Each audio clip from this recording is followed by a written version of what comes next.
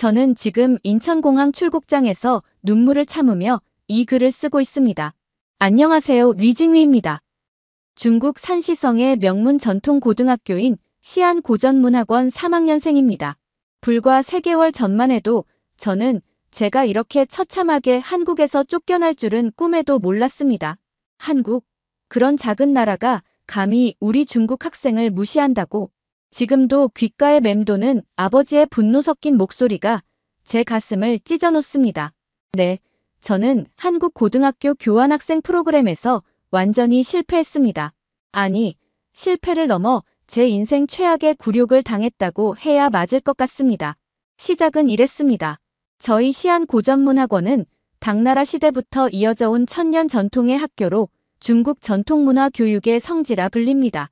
저는 어려서부터 사서삼경을 달달 외우고 한시를 짓고 전통 서예와 국악을 익히며 자랐습니다. 특히 저희 집안은 명나라 때부터 대대로 학자를 배출한 명문가로 할아버지께서는 중국 고전문학계의 태두로 불리셨죠. 징휘야, 너는 우리 리씨 가문의 자부심이다. 중화문명의 우수성을 온 세계에 알려야 한다.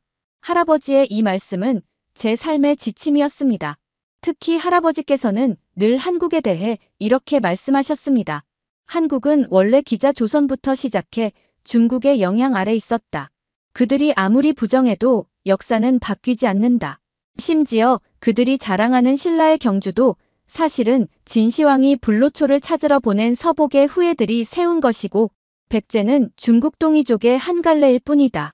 어린 저는 이런 말씀들을 맹신했습니다. 학교에서 배운 동북공정 이론도 이를 뒷받침했죠. 저는 고구려가 중국의 지방정권이었고 발해는 말갈족의 나라였으며 심지어 이순신 장군도 사실은 중국계 혈통이라는 황당한 주장까지 믿었습니다. 그래서 학교에서 한국 명문고와의 교환학생 프로그램을 공지했을 때 저는 망설임 없이 지원했습니다. 한국이야말로 수천 년간 중국의 영향 아래 있던 변방 소국 아니었던가요? 가서 그들에게 진정한 중화문명의 위대함을 보여주리라 다짐했습니다. 선발 과정은 치열했습니다. 전교생 3,000명 중 단 한 명만 선발되는 기회였죠.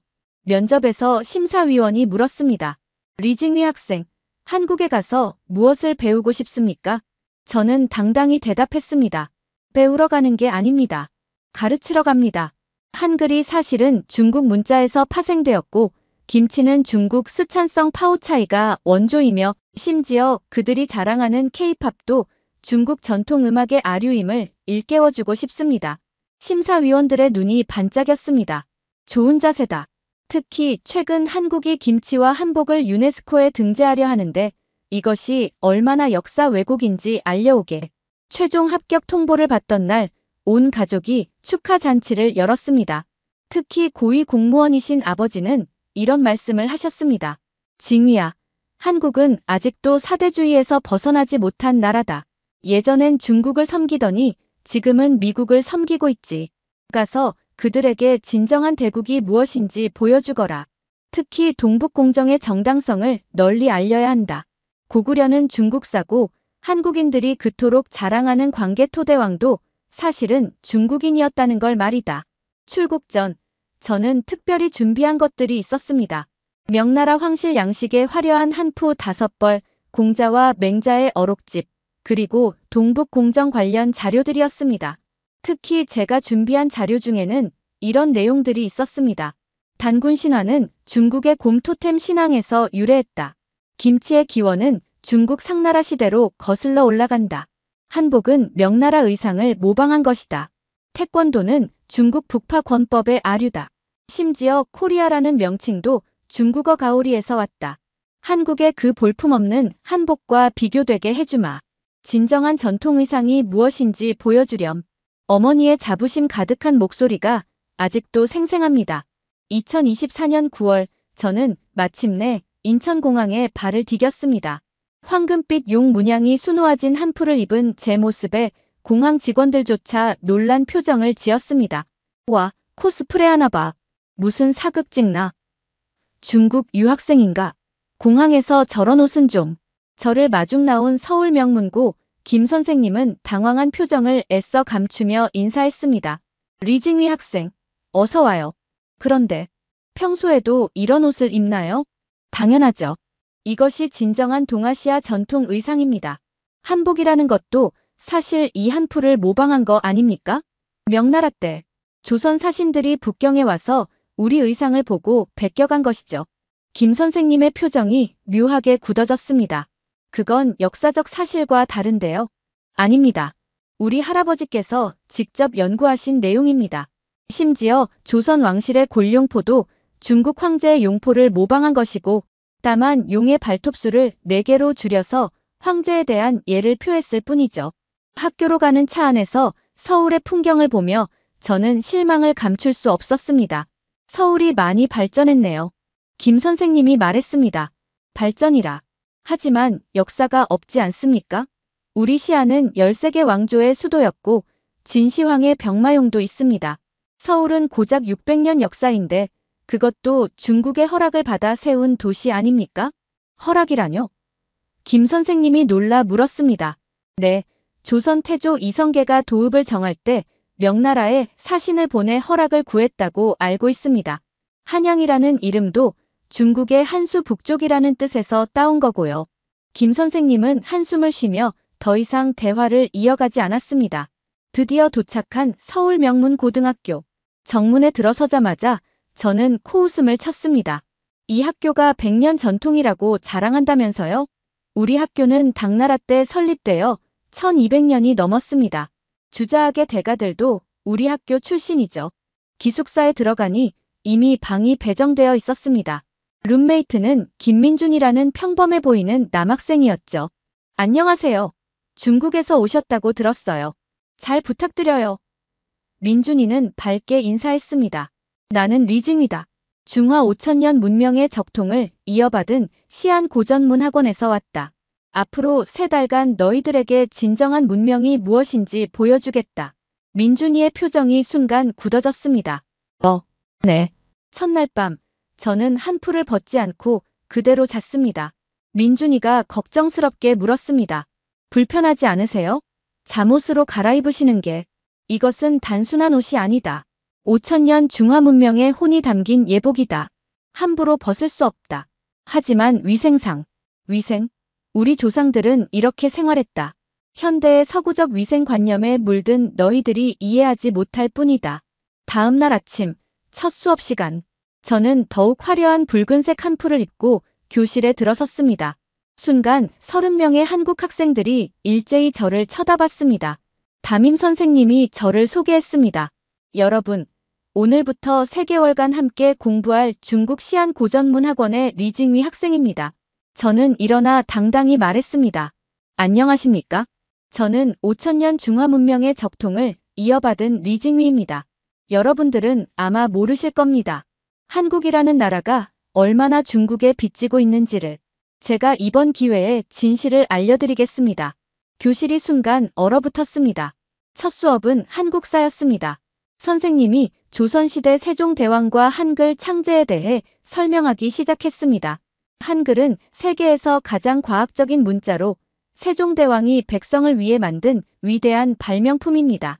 1443년 창제되어 1446년 반포된 한글은 저는 참을 수 없어 손을 들었습니다. 선생님, 그건 완전히 왜곡된 역사입니다. 선생님이 당황하며 물었습니다. 무슨 말이니, 리징위 학생? 저는 준비해온 자료를 꺼내며 말했습니다. 한글은 절대 세종이 독창적으로 만든 게 아닙니다. 첫째, 한글은 원나라 시대 파스파 문자를 모방한 것입니다. 파스파 문자를 아십니까? 1269년 원나라 쿠빌라이 칸이 티베트 승려 파스파에게 명령해 만든 문자입니다. 한글과 파스파 문자를 비교해보면 유사점이 명확합니다. 한 학생이 반박했습니다. 그건 이미 학계에서 부정된 이론이에요. 2009년 케임브리지 대학의 언어학자 제프리 샘슨 교수도 한글과 파스파 문자는 전혀 관련이 없다고 밝혔고요. 저는 비웃었습니다. 서구 학자들이 뭘 압니까? 그들은 동아시아 문자의 깊은 역사를 모릅니다. 둘째, 더 중요한 증거가 있습니다. 세종 때 지편전 학자들이 여러 차례 중국을 방문했다는 기록이 있습니다. 특히 성산문이 요동 지방에 13번이나 다녀왔는데 이는 명백히 중국 학자들에게 문자 제작법을 배우러 간 것입니다. 또 다른 학생이 들고 일어났습니다. 그건 님이 만든 얘기잖아요. 성산문이 요동에 간 건 맞지만 그건 한자음 정리 작업 때문이었어요. 홍무정 운혁훈 편찬을 위해서였죠. 2015년 한국학중앙연구원에서 발표한 논문에 다 나와 있어요. 저는 더 큰 목소리로 말했습니다. 그것도 표면적인 이유일 뿐입니다. 진짜 이유는 다릅니다. 셋째, 가장 결정적인 증거. 훈민정음 서문에 나란말싸미 둥귀게 달아라고 했습니다. 이것은 무엇을 의미합니까? 조선의 말이 중국과 다르다는 걸 인정한 것 아닙니까? 다르다는 걸 알면서도 중국 문자를 참고해서 만들었다는 뜻입니다. 박준호라는 학생이 어이없다는 표정으로 일어났습니다. 지금 진짜 어이가 없어서. 그 구절은 나라의 말이 중국과 달라 한자와 서로 통하지 않는다는 뜻이에요. 그래서 백성들이 문자 생활에 어려움을 겪으니 새로운 문자를 만든다는 거죠. 중국 문자를 참고했다는 게 아니라 오히려 독자적인 문자가 필요하다는 선언이었어요. 저는 준비한 다음 카드를 꺼냈습니다. 넷째, 한글 자음의 기본 글자인 기역, 니은, 미음, 시옷, 이응을 보세요. 이것들이 정말 발음기관을 본뜬 것일까요? 아닙니다. 중국 전서체의 획을 간략화한 것입니다. 기역은 자의 변형이고 니은은 자의 변형입니다. 이번엔 여학생 하나가 태블릿을 들고 일어났습니다. 선생님, 잠시만요. 제가 자료를 보여드릴게요. 그녀는 화면을 띄우며 말했습니다. 이건 2019년 국립한글박물관에서 발간한 훈민정음 해례본 정밀 분석 보고서예요. 여기 보시면 자음의 제작 원리가 명확히 나와 있어요. 기역은 혓뿌리가 목구멍을 막는 모양, 니은은 혀끝이 윗잇몸에 닿는 모양, 미음은 입술 모양, 시옷은 이의 모양, 이응은 목구멍 모양을 본뜬 거예요. 중국 문자와는 전혀 관계없죠. 저는 물러서지 않았습니다. 그런 주장은 후대에 만들어낸 것입니다. 진실을 숨기기 위해서. 다섯째, 더 놀라운 사실을 알려드리죠. 세종대왕은 사실 중국계 혈통일 가능성이 있습니다. 교실이 웅성거렸습니다. 뭐라고? 미친 거 아니야? 저는 의기양양하게 계속했습니다. 고려 말, 많은 중국인들이 고려로 이주했습니다. 특히 원나라가 멸망하면서 많은 몽골 마이너스 중국계 귀족들이 고려에 정착했죠. 이성계의 할머니가 원나라 출신이라는 설도 있습니다. 그렇다면 세종도. 멈추세요. 선생님이 큰 소리로 제지했습니다. 리징위 학생, 그런 근거 없는 주장은 그만하세요. 이성계의 할머니가 몽골계라는 것도 일부 야사에만 나오는 확인되지 않은 이야기고 설령 그렇다 해도 세종대왕과 한글 창제와는 아무 관련이 없어요. 하지만 저는 멈추지 않았습니다. 여섯째, 조선왕조실록을 보면 세종 때 중국에서 온 사신들이 한글을 보고 기묘하다고 평가했다는 기록이 있습니다. 왜 기묘하다고 했을까요? 자기들 문자와 비슷한 점을 발견했기 때문입니다. 한 학생이 노트북을 열며 말했습니다. 그 기록 저도 아는데요. 조선왕조실록 세종실록 28년 12월 기사죠. 정확한 원문은 중국 사신이 언문을 보고 매우 기묘하다고 칭찬했다예요. 칭찬했다는 거지 비슷하다고 한 게 아니에요. 오히려 독창성에 놀랐다는 뜻이죠. 저는 다시 공격했습니다. 일곱째, 한글 모음의 천지인 사상. 그것도 중국 도교 사상에서 온 것입니다. 하늘, 땅, 사람의 개념은 중국 삼재 사상의 표절입니다. 이번엔 다른 학생이 일어났습니다.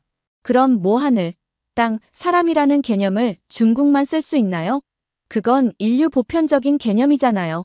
그리고 한글의 독창성은 이 단순한 요소들을 조합해서 모든 소리를 표현할 수 있게 만든 체계에 있는 거예요. 2023년 MIT 언어학과 논문에서도 한글을 세계에서 가장 효율적인 표현 문자라고 평가했어요. 저는 목소리를 더 높였습니다. 여덟째, 훈민정음 창제에 참여한 지편전 학자들을 보세요. 정인지, 최항, 박팽년, 성산문. 이들은 모두 중국 고전의 정통한 학자들이었습니다. 중국 학문을 하지 않고 어떻게 문자를 만들 수 있겠습니까? 준호가 비웃으며 말했습니다. 그 논리대로라면 영어 공부한 사람은 영어 알파벳을 만든 사람인가요? 당시 지식인들이 한문을 공부한 건 당연한 거고 그것과 한글 창제는 별개의 문제예요. 저는 최후의 카드를 꺼냈습니다. 아홉째, 가장 결정적인 증거. 중국 측 기록에 의하면. 무슨 중국 측 기록이요? 한 학생이 물었습니다. 우리 시안 고전문학원 도서관에 있는 명나라 시대 필사본에 이런 기록이 있습니다. 조선 국왕이 문자를 만들고자 하여 우리 학자에게 자문을 구했다고요. 선생님이 물었습니다. 그 필사본의 정확한 서명과 저자가 누구인가요? 저는 잠시 말문이 막혔습니다. 그건 고문서라 정확한 저자는 없다는 거네요. 준호가 비아냥거렸습니다. 그냥 지어낸 거잖아요. 저는 화가 나서 소리쳤습니다. 지어낸 게 아닙니다. 10번째, 한글이 정말 독창적이고 과학적이라면 왜 중국에서는 사용하지 않습니까? 왜 세계가 한글을 채택하지 않죠? 그것은 한글이 한계가 있는 문자이기 때문입니다. 여학생 하나가 차분히 대답했습니다. 문자는 언어와 분리해서 생각할 수 없어요. 한글은 한국어의 특성에 맞게 만들어진 문자예요. 그리고 유네스코에서 1997년 훈민정음을 세계기록유산으로 등재했고 문맹 퇴치 공로자에게 주는 상 이름을 세종대왕 문맹 퇴치상으로 정했어요. 이게 세계가 한글의 가치를 인정한 증거 아닌가요? 저는 더욱 흥분했습니다. 그것도 한국 정부가 로비한 결과입니다. 진실은 숨길 수 없습니다. 한글은 중국 문자의 아류일 뿐입니다. 이때 선생님이 개입했습니다. 리징위 학생, 이제 그만하세요.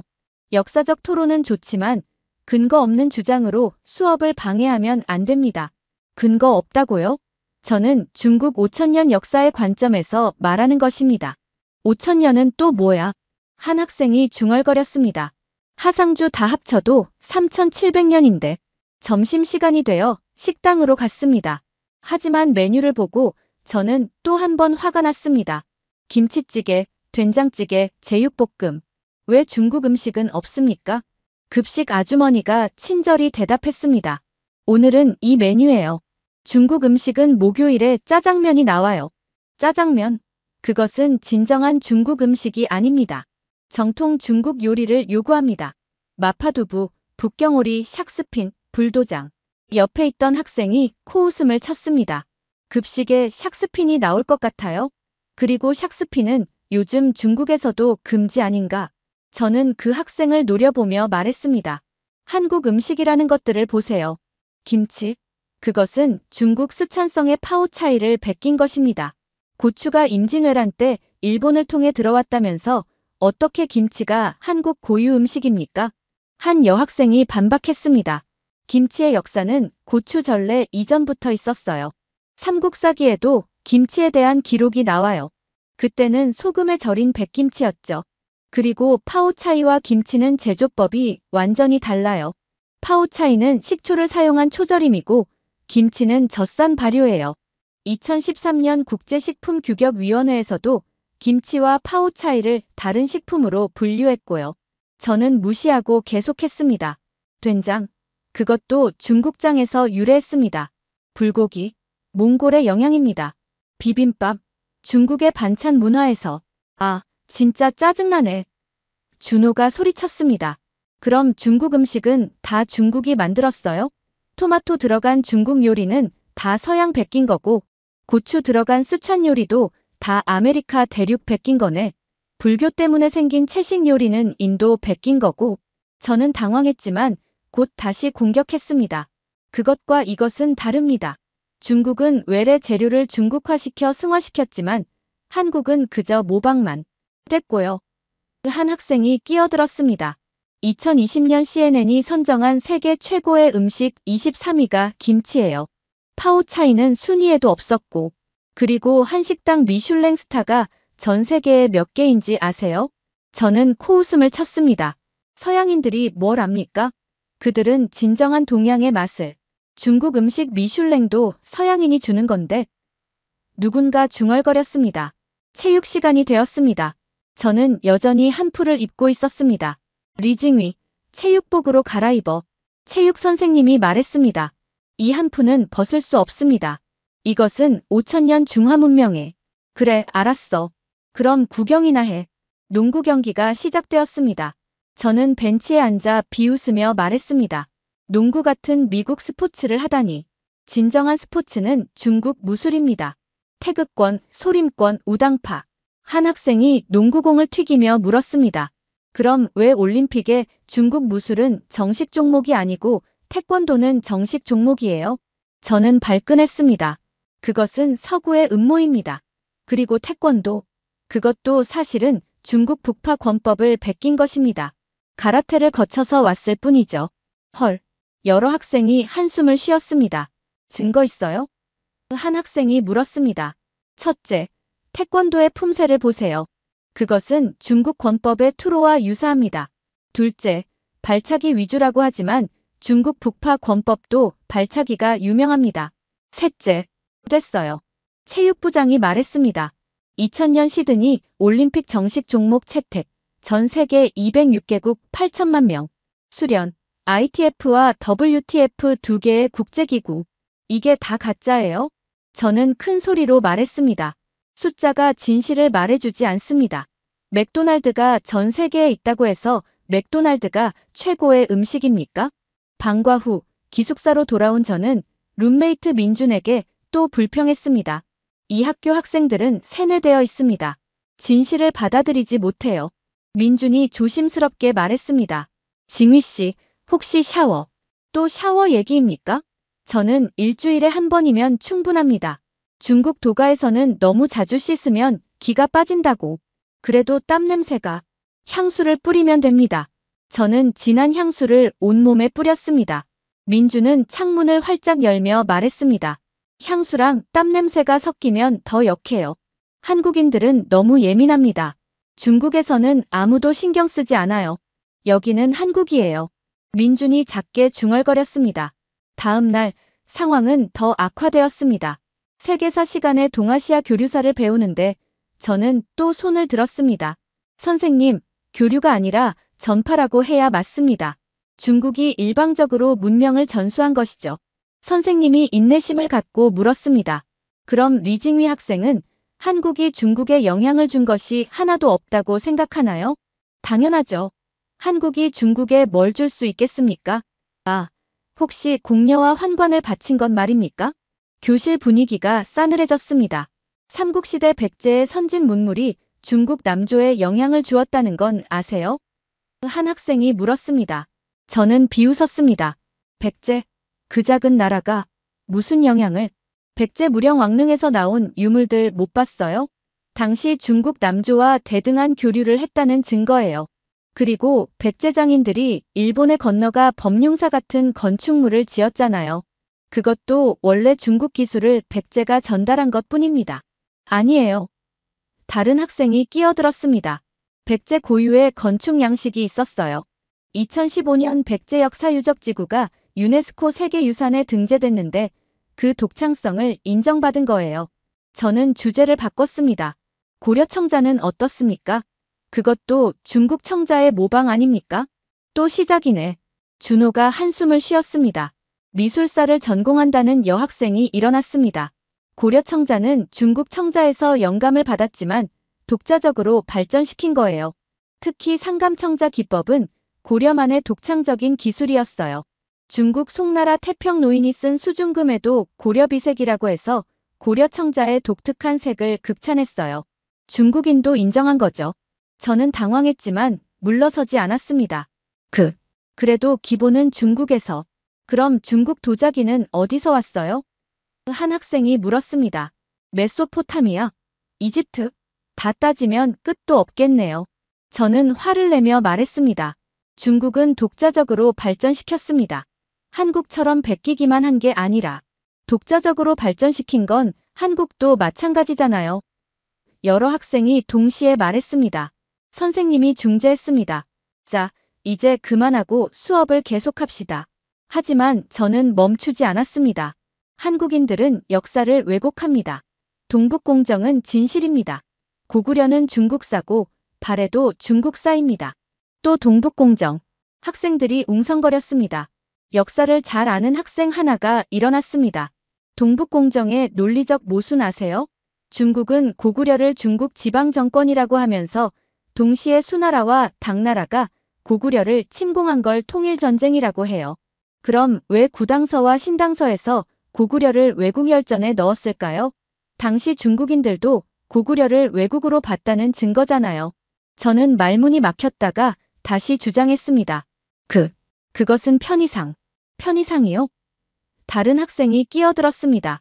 그리고 광개토대 왕릉비문 아세요?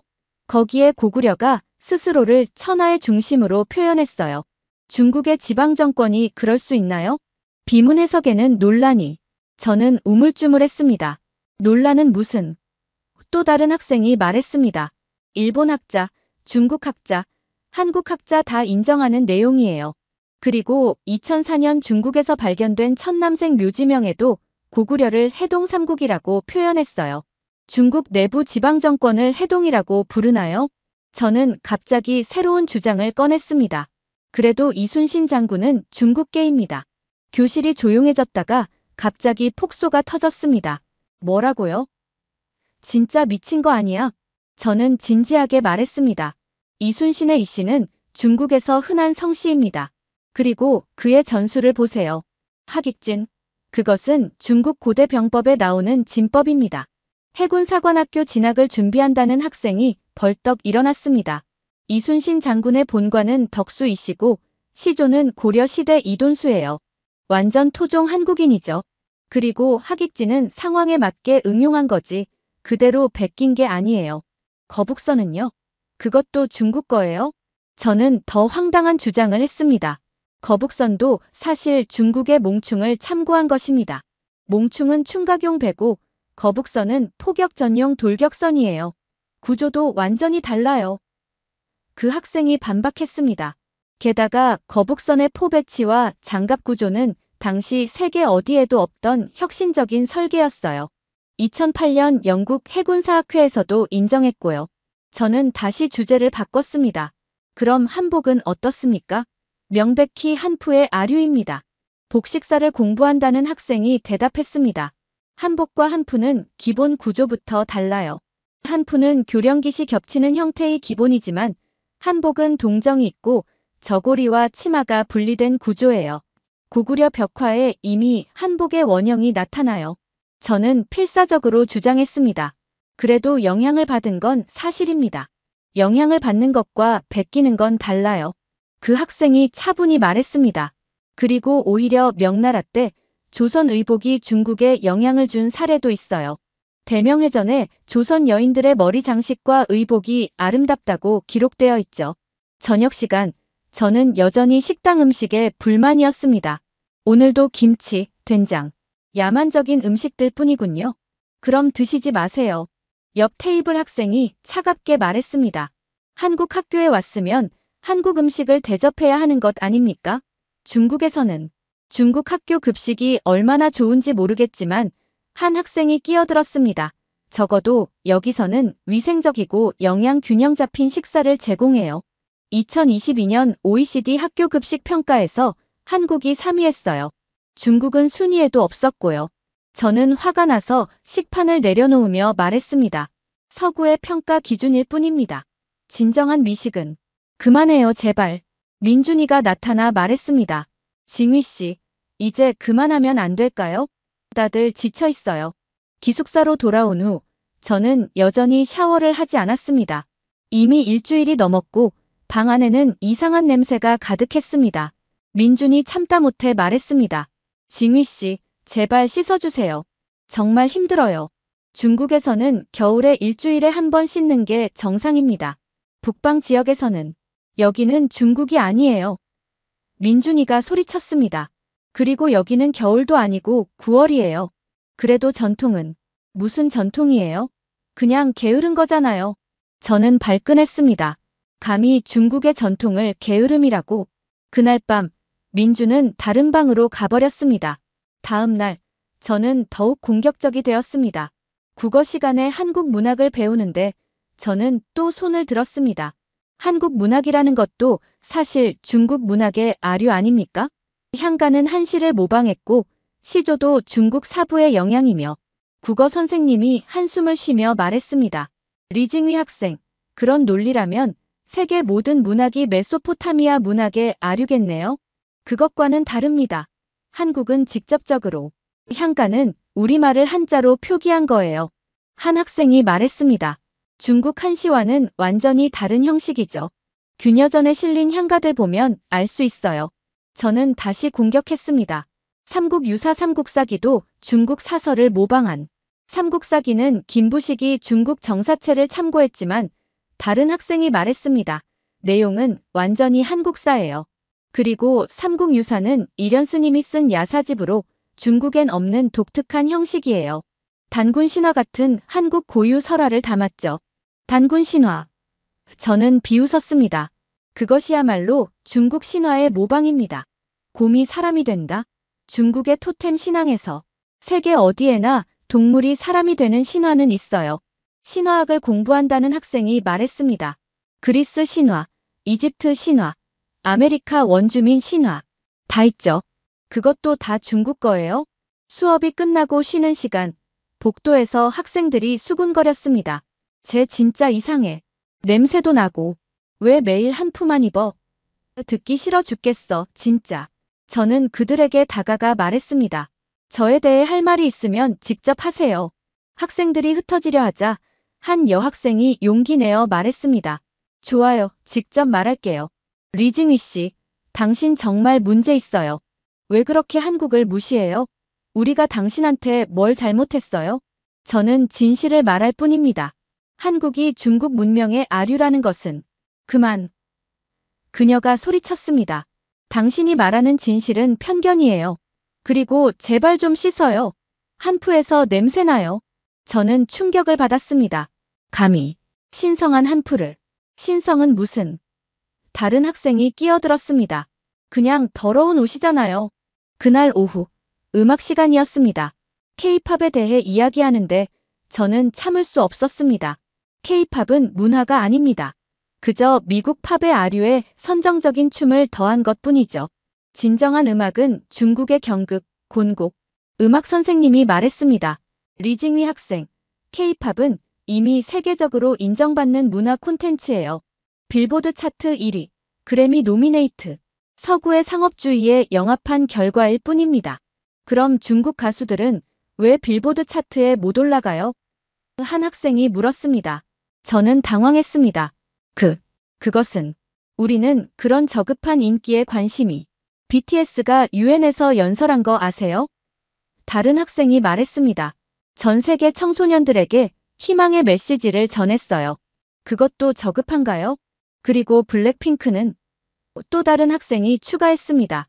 코첼라 헤드라이너, 유튜브 구독자 9천만. 중국 아이돌 중에 이런 성과 낸 사람 있어요? 저는 필사적으로 주장했습니다. 중국의 TFBOYS나 왕이보. 누구요? 학생들이 고개를 갸웃거렸습니다. 세계적 영향력 차이가. 누군가 중얼거렸습니다. 체육 시간, 오늘은 축구였습니다. 저는 여전히 한풀을 입고 벤치에 앉아 있었습니다. 중국 축구는 어때요? 한 학생이 장난스럽게 물었습니다. 저는 당황했습니다. 중국 축구는 사실 별로 자랑할 게 없었죠. 축구는 서구 스포츠라. 저는 얼버무렸습니다. 한국은 2002년 월드컵 4강이었죠. 그 학생이 웃으며 말했습니다. 중국은 월드컵 본선 진출이나. 그만. 저는 소리쳤습니다. 스포츠 하나로 국력을 논할 수 없습니다. 그럼 뭘로 논해요? 준호가 물었습니다. GDP? 1인당 GDP는 한국이 더 높은데 민주주의 지수, 언론 자유 지수 다 한국이 높아요. 저는 얼굴이 빨개졌습니다. 중국은 14억 인구의 대국입니다. 인구 많은 게 자랑이에요? 한 학생이 비웃었습니다. 방과 후 학생회에서 저를 찾아왔습니다. 리징휘 씨, 학생들의 민원이 너무 많아요. 수업 방해, 위생 문제, 문화 모독. 문화 모독이라니. 저는 진실을. 그만하세요. 학생회장이 단호히 말했습니다. 당신의 행동은 교환학생으로서 적절하지 않아요. 학교 측에 보고하겠습니다. 그날 저녁 교장실로 호출되었습니다. 리징휘 학생, 교장 선생님이 심각한 표정으로 말했습니다. 더 이상은 안 되겠습니다. 중국 학교와 협의해서 조기 귀국을 결정했습니다. 뭐라고요? 저를 쫓아낸다는 겁니까? 쫓아내는 게 아니라 서로를 위한 결정입니다. 당신의 태도는 문화 교류가 아니라 문화 충돌을 일으키고 있어요. 저는 믿을 수 없었습니다. 한국은 역시 진실을 받아들이지 못하는 편협한 나라군요. 교장 선생님은 슬픈 표정으로 말했습니다. 리징위 학생, 언젠가 진정한 이해와 존중이 무엇인지 깨닫길 바랍니다. 짐을 싸면서 저는 분노와 굴욕감에 몸을 떨었습니다. 민준이가 마지막으로 왔습니다. 징위 씨, 그래도 앞으로는 서로를 이해할 수 있으면 좋겠어요. 이해? 당신들이 먼저 중국의 위대함을 인정해야죠. 민주는 슬픈 미소를 지으며 나갔습니다. 공항으로 가는 길, 저는 생각했습니다. 이 미개한 나라. 하지만 왜 이렇게 마음이 무거울까? 비행기에서 저는 지난 2주를 돌아봤습니다. 한국 학생들의 반박, 그들이 제시한 증거들, 그리고 마지막 민준의 슬픈 눈빛. 정말 내가 다 옳았을까? 하지만 그런 생각을 지우고 저는 중국으로 돌아왔습니다. 공항에 마중 나온 아버지는 분노하셨습니다. 어떻게 쫓겨날 수가 있니? 한국인들이 진실을 두려워했습니다. 하지만 학교로 돌아왔을 때 저를 기다린 것은 더 큰 굴욕이었습니다. 한국에서 2주 만에 쫓겨난 리징위. 씻지도 않아서 한푸 입고 가서 망신만. 이제 저는 압니다. 진정한 문화의 우월성은 큰 소리가 아니라 겸손과 존중으로 보여주는 것임을. 하지만 너무 늦었습니다. 인천공항 출국장. 저는 이제 곧 중국으로 돌아갑니다. 마지막으로 한국인들에게 하고 싶은 말은 죄송합니다. 진심으로 죄송합니다. 감사합니다. 두 번째 사연 바로 시작하겠습니다. 안녕하세요.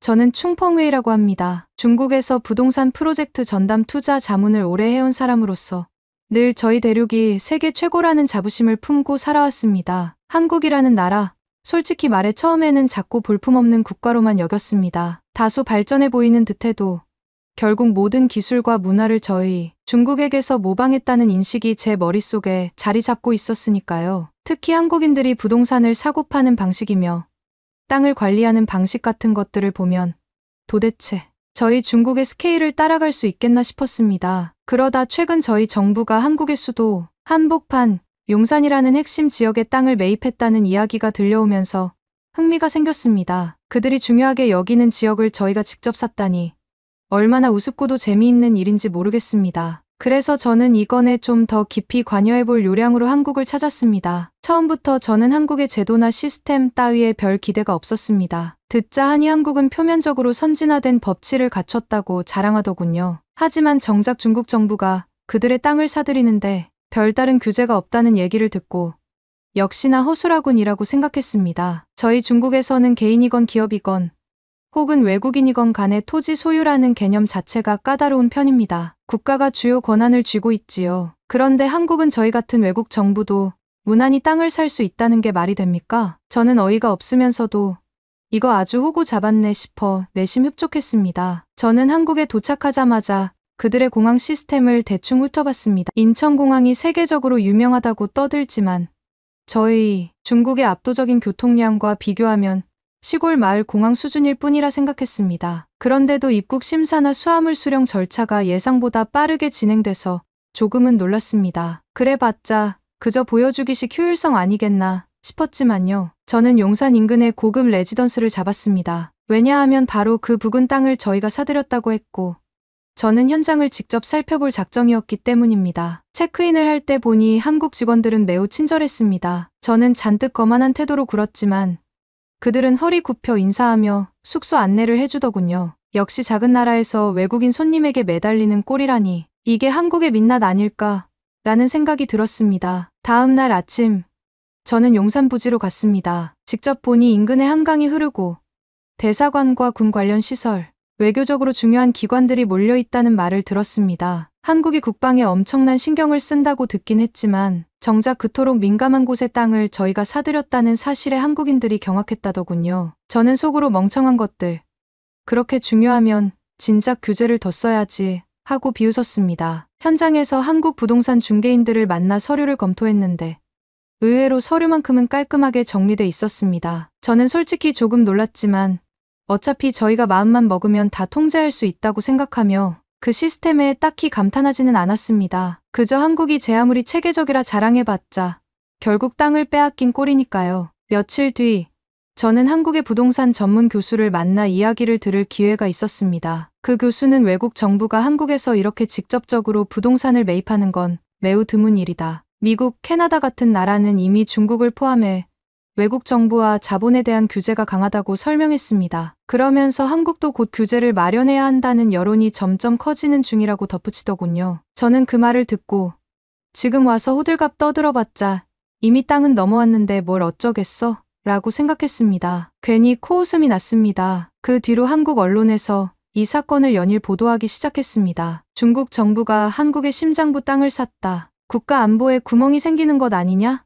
같은 보도가 쏟아졌습니다. 뉴스 댓글을 보니 한국인들이 중국이 자기네 땅은 못 팔면서 우리 땅은 손쉽게 사가는 거냐, 창호주에 적용해야 한다며 화를 내더군요. 저로서는 그저 우습기만 했습니다. 창호주에 그건 약소국들이나 주장하는 거 아니겠습니까? 한국이 감히 저희에게 무슨 큰 소리를 치겠나 싶었죠. 그러다가 미국이나 캐나다에서 중국인의 부동산 매입을 제한하고 심지어 외국 정부의 땅 구매를 아예 금지하는 움직임이 있다는 소식도 들었습니다. 그러나 저는 별 대수롭지 않게 생각했습니다. 거긴 한국보다 힘이 세니 그럴 수 있지만 한국은 저희에게 뒤통수를 칠 배짱이 없을 거지라고 확신했거든요. 한편 한국인들이 이 문제로 시끌시끌해지자 정치권에서도 규제 법안을 만들겠다느니 창호주의를 적용해야 한다느니 하는 얘기가 나오기 시작했습니다. 저는 그 뉴스를 보고 웃음이 나왔습니다. 아무리 떠들어봐야 소급 적용은 어려울 테고 저희가 이미 매입한 용산 땅은 그대로 남을 텐데 결국 입만 살아서 공허한 외침으로 끝나겠지 하는 생각이 들었죠. 어느 날 제가 인터뷰를 위해 만난 한국 기자가 물었습니다. 중국이 한국에서 민감 지역의 부동산을 사들이는 것에 대해 보안상의 우려가 제기되고 있는데 어떻게 생각하시나요? 저는 뻔뻔하게 대답했습니다. 한국인들이 과민 반응하는 거죠. 저희가 군사정보를 빼내려면 굳이 땅을 살 필요가 있겠습니까? 다른 수단을 쓰면 그만입니다. 그리고 한국은 그리 대단한 나라도 아닌데 뭘 그렇게 겁내나요? 기자의 표정이 굳어지는 걸 보고 저는 내심 쾌감을 느꼈습니다. 그러다 느닷없이 용산 주변에서 드론이 날아다닌다는 루머가 퍼졌습니다. 한국인들 사이에서는 중국이 스파이 행위를 하는 것 아니냐며 불안감이 증폭됐죠. 경찰과 군 당국이 주변 상공을 감시하기 시작했고 제가 있는 레지던스 쪽을 기웃거리기도 했습니다. 저는 저희랑 상관도 없는 일인데 왜 난리냐며 어이없어 했지만 그들끼리 눈치 싸움을 하든 말든 저희는 이미 땅을 샀으니 손해볼 일 없다고 대수롭지 않게 넘겼습니다. 문제는 용산이 주요 외교시설, 군사시설과 가깝다 보니 한국 언론이 계속해서 이대로 괜찮은가를 물으며 여론몰이를 했다는 점입니다. 그러다 보니 한국 국회의 일부 강경파 정치인들이 대중적인 지지를 얻겠다는 생각에 중국 정부의 토지 취득을 제한하거나 이미 산 땅도 환수해야 한다는 의견까지 내놓았습니다. 저는 그 기사를 보고 폭소를 터뜨렸습니다. 설마 진짜로 환수를 시도하겠어? 그건 국제 분쟁으로 번질 텐데 한국이 그런 감당을 할 수 있겠나? 하고요. 하지만 한국 내부에선 반중 정서가 갈수록 거세졌습니다. 커뮤니티 사이트를 보면 우리도 중국 땅 살 수 있어야지. 왜 중국은 우리 땅을 막 사가는데 한국은 중국 땅을 살 수가 없나라는 분노가 가득했습니다. 어떤 사람들은 안보를 위해서라도 당장 규제를 해야 한다고 주장했고 또 누군가는 이대로 가면 한국이 중국에 잠식당한다면서 불안해했습니다. 저는 이렇게 분노할 거면 진작 법을 마련했어야지. 지금에 와서 발등에 불 떨어진 듯 허둥대는 꼴이 웃기다고 생각했습니다. 그래도 한국 사회는 한편으로 결정적 순간에 미적지근해지는 특유의 습성이 있다는 걸 저는 알고 있습니다. 과거 여러 사례에서 보듯이 겉으로는 큰 소리치다가도 결국 실리 때문에 주저앉는다고요. 그래서 한국에서 규제를 논의한다고 해도 실제로 강력한 조치를 취하기는 어렵겠지 싶었습니다. 그러던 어느 날 저희 정부 측에서도 약간 긴장하는 분위기가 감지됐습니다. 한국이 혹시나 미국이나 다른 서방 국가와 손잡고 중국 자본을 막는 쪽으로 돌아설 가능성은 없을까라는 우려가 나왔던 겁니다. 실제로 미국 의원들이 중국인의 부동산 매입 자체를 강력히 금지하려는 움직임을 보였으니 한국도 거기에 동조하면 귀찮아질 것 아니겠습니까? 저는 여전히 설마 한국이 저희를 배척하겠습니까? 경제협력이 워낙 긴밀한데 한국도 저희를 자극하면 얻는 것보다 잃는 게 더 클 겁니다라고 보고했습니다. 그리고 솔직한 제 심정은 이미 용산 땅을 샀으니 저희가 이긴 거다. 나머지는 그들이 규제를 하건 말건 상관없지 않나 싶었거든요. 하지만 한국 국회가 실제로 외국 정부, 특히 중국이 민감 지역에 부동산을 사는 걸 제한하는 법을 추진한다는 기사가 떴고, 보수 정치인들은 이미 사들인 땅이라도 안보에 위협이 된다면 매입을 무효로 할 수 있도록 해야 한다며 목소리를 높이기 시작했습니다. 저는 정말 끝까지 가보자는 건가? 한국이 감당할 수 있으려나 하고 비웃었습니다. 그 와중에 한국의 극단적 시위 단체가 제 숙소 앞으로 몰려와서 한국 땅에서 손 떼라. 중국의 불공정에 단호히 맞서자. 같은 구호를 외치기 시작했습니다. 보기엔 가소로웠지만 한편으론 한국인들이 이 정도로 감정적으로 나오는구나 싶어 귀찮았던 것도 사실입니다. 한국 경찰이 이들을 제지했지만 이런 광경 자체가 매일 뉴스로 보도되며 여론이 악화되니 저로서도 썩 기분 좋은 상황은 아니었죠. 그렇지만 결론적으로 저희가 한국 땅을 사들인 건 사실이니 그들은 크게 어쩔 도리가 없을 것이라 여겼습니다. 그런데 한국의 어느 보수 정당 의원이 카메라를 달고 저를 찾아와 당신 한국을 만만하게 봤다가 큰 코 다치게 될 겁니다. 이대로 두면 안보에 구멍이 날 텐데 한국 국민이 가만히 있을 것 같습니까? 라고 호통을 치는 겁니다. 저는 비웃으면서 이미 계약 다 끝났고 한국 정부도 별말 없었는데 이제 와서 이러시면 늦은 거 아닙니까? 라고 대꾸했습니다. 그 의원은 뻘쭘한 듯하지만 그래도 포기 안 하고 법이 바뀌면 모르죠. 외국 정부의 토지 취득을 금지하거나 이미 산 경우에도 제재를 가할 수 있게 된다면 어쩌실 겁니까? 라고 계속 묻더군요. 저는 그 자리에서 코웃음을 치며 말했습니다. 한국이 정말 저희에게 전면 대립각을 세우겠다는 뜻인가요? 그렇게 하면 무역이나 경제협력이 얼마나 위험해지는지 아십니까? 저희를 건드릴 배짱이 있는지 궁금하네요. 그러자 그 의원은 중국이 그렇게 협박만 해온다면 오히려 한국인들의 분노만 더 키울 뿐이라는 걸 알아두시죠라고 받아쳤습니다. 저는 속으로 참 귀찮은 놈이군 하고 생각했지만 겉으론 여전히 마음대로 하시든가요라며 무시했습니다. 이후 한국 국회는 몇 달간 치열한 논의를 거쳤고 언론은 매일같이 중국의 부동산 매입을 규제해야 한다는 의견을 내보냈습니다. 반면 일부 온건파들은 외교적 파장이 큰 만큼 완화된 규제안을 만들어야 한다는 주장을 폈죠. 저는 이 과정을 지켜보며 여유롭게 지냈습니다. 어차피 법을 만들어봤자 이미 체결된 계약에는 소급 적용이 안 될 테고 저희 땅은 건재하다고 믿었기 때문입니다. 하지만 문제는 그 땅에서 뭘 할 거냐였습니다. 당초 저희는 그 부지에 여러 시설을 지어 수익을 창출하려 했습니다. 그런데 용산이 군사보안구역과 가깝다는 이유로 건물을 높게 짓거나 특정 용도로 사용하려면 까다로운 허가가 필요하다고 하더군요. 처음에는 절차만 밟으면 되겠지 했는데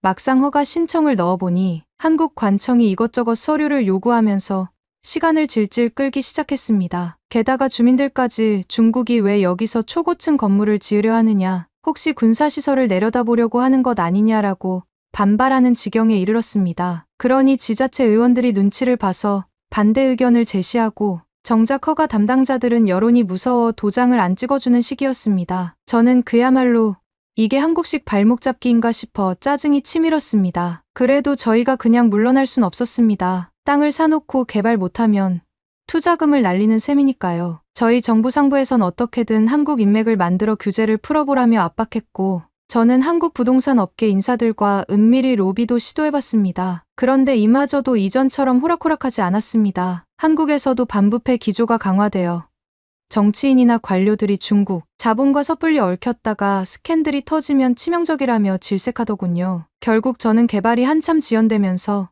상부로부터 도대체 언제까지 이것만 붙잡고 있을 거냐는 질책을 받게 됐습니다. 저는 억울했습니다. 한국 측이 하도 규제를 교묘하게 걸어서 진행이 안 됩니다. 땅은 샀지만 건물을 마음대로 짓지 못하고 있으니 난감합니다라고 보고했죠. 그러자 상부에서 한국이 그딴 식으로 굴면 저희도 보복을 할 수밖에 없지 않겠나. 무역이나 관광 쪽으로 타격을 주면 한국도 정신 차릴 거다라는 겁니다. 제 입장에서는 그렇게까지 갈 필요가 있을까 싶기도 했지만 상부의 뜻이라면 저도 따를 수밖에 없었습니다. 다만 한국이 진짜로 그럼 우리도 중국에서 똑같이 해주겠다며 나오면 귀찮아지긴 하겠지만 어차피 중국 땅은 외국인이 소유할 수 없으니 상호주의라는 말이 사실상 무의미하거든요. 결국 저희는 시간이 해결해 줄 것이라며 버티는 쪽으로 가닥을 잡았습니다. 한국 여론도 오래가진 않을 테고 언젠가 부동산 시장이 다시 개방적인 분위기로 바뀌면 그때 본격 개발을 하면 된다는 논리였죠. 저는 그 시점까지 한국에 상주하면서 상황을 주시하게 됐습니다. 그런데도 한국인들은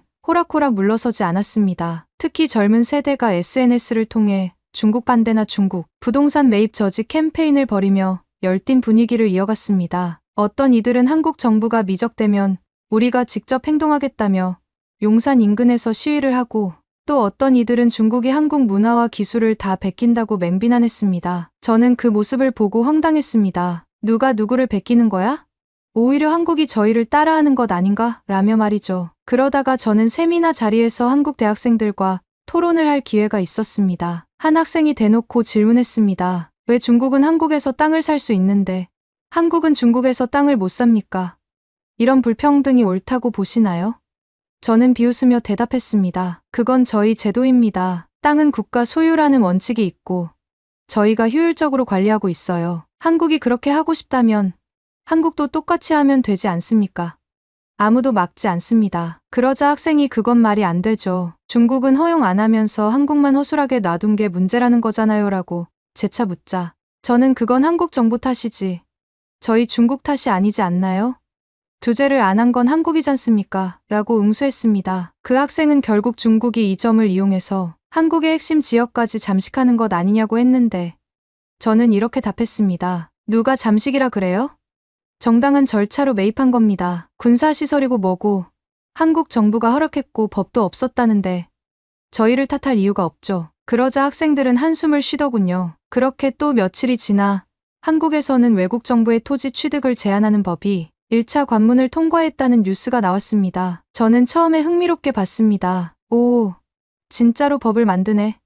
그래봤자 이미 산 땅에 대해선 어쩔 수 없을 거리라고 생각했죠. 게다가 정치 과정이 워낙 복잡하니 실제로 최종 표결을 통과할지 여부도 불분명했고요. 하지만 그 법안에는 군사시설 보호구역 인근, 외교시설, 밀집지역 등에 대해서는 소급 적용을 검토한다는 문구도 함께 거론됐습니다. 저는 이건 만약 통과되면 골치 아파지겠는데 싶었습니다. 물론 실행 가능성이 얼마나 될지는 의문이었지만 만약 한국이 정말로 소급 적용을 강행한다면 저희가 힘들어질 수도 있었습니다. 저는 상부에 이 상황을 보고하며 한국도 국민 정서를 외면하기 어렵고 이미 저희에 대한 반감이 크기 때문에 강경 조치를 할 수도 있으니 외교 채널을 통해 압박이 필요하다고 제안했습니다. 그러자 상부는 가만두면 안 되겠군이라며 여러 루트로 한국에 경고, 메시지를 보낸 모양입니다. 한국 언론에선 중국이 경제 보복할 것이라는 우려가 나오더군요. 이런 와중에 저는 다시 용산 부지 개발 관련 회의를 진행하면서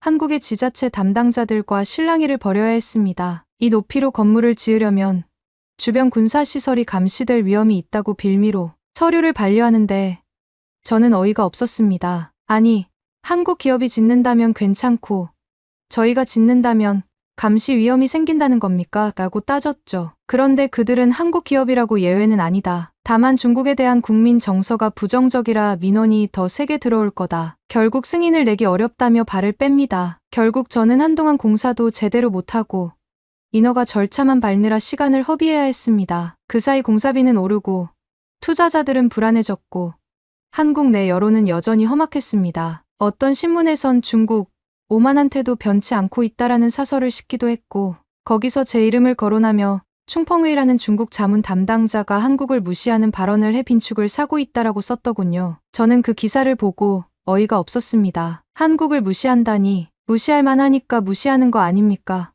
하고 되뇌면서 말입니다. 물론 대외적으로는 최대한 점잖은 척 반박했습니다. 저는 규정에 따라 합법적으로 투자하고 있을 뿐입니다. 한국이 저희를 환영하지 않는다면 그건 한국의 선택이겠죠. 하지만 이익은 결국 한국도 함께 볼 수 있는 것 아니겠습니까? 라고요. 그 후 한국의 몇몇 정치인은 중국이 그렇게 큰 소리 칠 처지가 되느냐. 한국을 얕보고 무시해왔으니 이렇게 반발이 커진 것이라고 비판했습니다. 저는 잔뜩 비웃었습니다. 자기 나라 제도가 허술한 걸 저희가 이용했을 뿐인데 왜 저희를 탓하나. 그리고 한국이 중국의 속도나 스케일을 따라갈 수 있나? 라는 생각이 떠나지 않았으니까요. 결과적으로 한국은 법을 일부 손봐서 강력 규제까지 가는 데에는 부담을 느낀 듯 했습니다. 외국 정부의 토지 취득은 까다롭게 심사하되 기존에 매입된 건 당장 무효화하기는 어렵다는 식의 타협안을 마련해 나가는 움직임이 보였죠. 저는 결국 실질적으로 달라지는 건 없겠군. 저희가 이미 산 땅은 그대로고 앞으로 새로 살 때만 조금 까다롭게 하겠다는 거 아니냐며 코웃음을 쳤습니다. 하지만 여론은 여전히 가라앉지 않았습니다. 외국 정부가 민감 지역의 땅을 가지는 건 말이 안 된다. 차라리 정부가 나서서 강제로 사들여야 한다 같은 극단적인 목소리도 사그라지지 않았습니다. 용산 땅 주변에선 시위가 간헐적으로 벌어졌고 주변 건물에 반중 포스터가 붙기도 했습니다. 지역 주민 일부는 중국이라면 무슨 짓을 할 줄 모르니 무섭다고 호소하기도 했고 어떤 사람들은 정말 중국이 대형 쇼핑몰이라도 지어서 상업적으로 활용하려는 거 아니냐. 그럼 한국 상권이 잠식될 거다라며 불안해했습니다. 저는 이 모든 상황을 보며 한국인들이 겁이 많은 건지 아니면 그냥 중국을 혐오하는 건지 하고 생각했습니다. 그리고 주변에서 중국도 달라지고 있다. 조금은 한국을 존중해주면 어떻겠느냐는 말을 들으면 저는 비웃을 뿐이었습니다. 한국이 뭔데요? 저희 대국이 왜 굳이 한국을 존중해야 합니까? 경제 규모나 국제적 영향력에서 상대가 되질 않는데라고 마음속으로 생각하며 대놓고 말로도 표현했습니다. 그러다 한국의 한 활동가가 제게 찾아왔습니다. 중국이 한국의 제도를 이용해 이익을 챙기면서 한국을 끝없이 무시하고 깎아내리기만 하면 결과가 좋지 않을 겁니다. 지금도 이렇게 전국이 들썩이는데 국민 정서가 더욱 악화되면 결국 정치권이 강경책으로 갈 태조라고 경고하듯 말했습니다. 저는 코웃음 치며 대답했습니다. 강경책이라니 뭘 어떻게 강경하게 나온다는 겁니까? 이미 계약 다 끝났고 한국 경제도 저희에게 일정 부분 의존하고 있는 건 사실이지 않습니까? 만약 한국이 저희한테 전면전을 걸면 누구 손해가 더 클까요? 그 활동가는 눈살을 찌푸리며 결국 협박이네요. 중국은 항상 그런 식으로 나오죠. 이중잣대를 들이밀며 한국에서는 마음껏 투자하고 정작 자기 땅은 외국에 안 판다. 그 불공정에 대한 사과나 인정도 전혀 없잖습니까? 하고 몰아붙였습니다. 저는 비아냥거리듯 대답했습니다. 사과라니 무슨 사과요? 한국이 법이 허술해서 제가 이득을 보는 건데 그걸 왜 제가 반성해야 하죠? 따지고 보면 한국이 부주의했던 거 아닙니까? 저희는 절차대로 했을 뿐이라고요. 이렇듯 결코 좁혀지지 않는 간극 속에서 한국에선 반중 감정이 더 깊어졌습니다. 저에게 달려드는 기자들도 많아졌습니다. 어떤 기자는 중국이 한국 문화를 베끼면서도 한국을 노골적으로 무시하는 태도가 심각한 문제라는 비판이 많습니다. 어떻게 생각하십니까? 라고 물었습니다. 저는 대놓고 베끼긴 누가 뭘 베낍니까? 한국이 오히려 저희 걸 따라했다면 몰라도라고 되받아쳤습니다. 그러자 기자는 황당해하며 요즘 한류가 중국에서도 인기라고 하던데요?